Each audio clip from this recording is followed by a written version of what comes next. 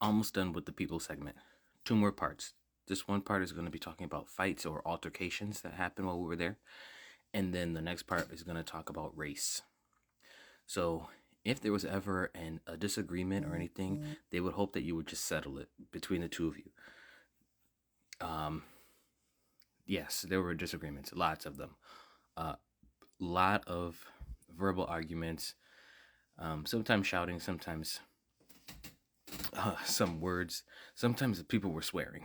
I've seen people get flipped off. I mean, one time we had in the kitchen, kitchen, it gets hot and it gets very tense, and you're in a fast paced movement. If you ever worked in the food service anywhere, you're going to be dealing with a very hostile environment. So, one day we miscommunication between the dining room and the kitchen, and one of the coordinators came in from the kitchen or from the dining room and was pissed off at us about something, and then I saw our crew leader turn around and flip him the bird.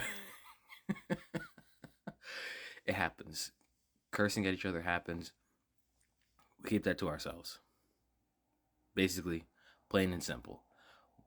When an altercation happens, you keep it to yourself. If it escalates, then you need like an overseer or a third party to deal with it. Then it goes on your record, and you don't want that. So a lot of the altercations we kept to ourselves. A lot of times sisters would not be happy with the way some of the young brothers were doing things. A lot of the sisters were like there a long time, and then you get this young dumb kid that comes in, and just because he's a man, he has authority over you. Same thing that happens in the congregation. Well, the sisters would not be happy with that. They'd voice it to the overseer. They'd be put in their place. Sorry, that's just how it happened. A lot of times brothers would be very disrespectful to the sisters. That's just the bottom line. And a lot of very capable women, they didn't take that shit. Especially if they were an independent woman, they didn't care. They were going to say something. Or if they looked at you like you were their little brother or something, they're going to say something. Now, if you have respect for the sisters who are a little bit older than you, then you could have a brotherly, sisterly type fraternal relationship, and they can say what they wanted or needed to. But we even sometimes we would joke around with some of the sisters and say, "Yo, where's your head covering? Who do you think you're talking to?" So that was not. Um, uh, some of the altercations did. A lot of times they came from sisters because they were just tired of dealing with little boys. Um, and then you have the boys. The boys, they would fight physically and verbally. And wrestling was a thing. We'll get into why wrestling was a thing later, but I don't know why I don't know. When you get a bunch of group of men together, why is it always wrestling? Why does it always go towards wrestling at some point? I don't get it. But sometimes the guys would be play fighting, and then it would turn into real fighting, and then it'd be like, oh shoot, um, that wasn't good.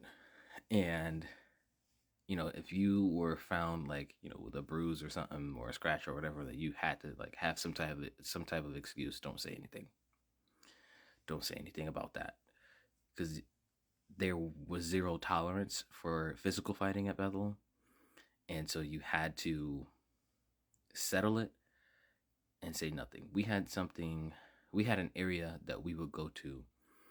It was basically Fight Club. Like you needed to settle something, go in there, deal with it. No one will say anything. Move on with your life. Um, so that it just happened, and you weren't gonna like everybody. It was impossible to like everybody. There's a million personalities going on at that place. You're going to clash with someone, and someone could hate you and not even have a good reason for it. Jealousy. It's just a tense place to be. You got sexual tension. People are pent up. People don't have control over their lives. There's no control over your life at all. Barely any at all. You're in this routine, a relentless machine of a routine. You're going to be automatically pissed. And in Brooklyn, we were known for being rough because we were in the city. So we had to walk and commute to work every day. We had to commute through the city, through the traffic, through the people. And we're out there with people who are, mean and rude and nasty. And so it rubs off on you. And so we were told a lot of times when people would come to visit from other branches that, oh, Brooklyn is not hospitable to visitors, even other Bethelites from other branches. And that was true. We didn't speak to each other. We definitely weren't going to speak to you. Um, so we had that rap. And yeah, we settled our disputes internally and quietly. Now, a lot of times what will happen is in the home, the residence buildings, you would not have the best neighbors. And if you had a bad neighbor, then you had to discuss it with your home overseer. And that sucked. You don't want that. That goes on your record. 9 times out of 10, a couple's trying to have a nice, quiet evening, and then a bunch of boys next door are having a party. And it's neighbor wars, because it's like, they'll call you first.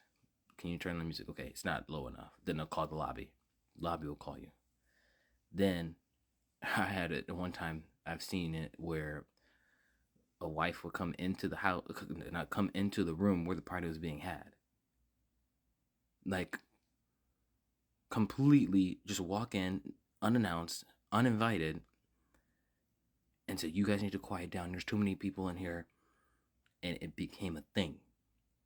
And now you have to go and you got to have a meeting with the home overseer. And then if you can't come to an agreement, mind you, it's got to be her husband, and the home overseer, and your overseer, and her overseer, and her husband's overseer. So now all these people are involved because she wanted to butt her face into your business. That happened a lot. And now you have an enemy.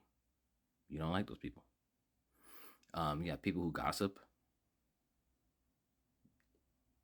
It happens. These are people. Just straight up lies, man. Straight up lies. I remember one time somebody said something about me that just was not true at all. It really destroyed my reputation and character. And I had to do a lot of cleaning up and talking to some people to make sure that that was not, that what they were accusing me of was not real. And it was an absurd accusation. And the accusation was that I was hitting on a sister who was married to a friend of mine. Wild. I don't do that shit. Not then, not now. And so I went, cleared my name up with everybody who had heard that. And I was like, I don't know who the fuck they think they are. But no. First of all, I wasn't even attracted to you. So, you had to be careful with who you were, quote unquote, friends with. Because you would think that you were friends with somebody and then they would go around and do something stupid like that. People would backstab. People would try to make themselves look good over you so that they can get a position that you probably deserved. People would give like a bad review of your work. You had I think it was every 3 months you had a review or something. Every 6 months you had a review. Just so you could stay in a certain position. There were people who, the politics of Bethel were crazy. Yeah, people say some pretty nasty things about you and to you.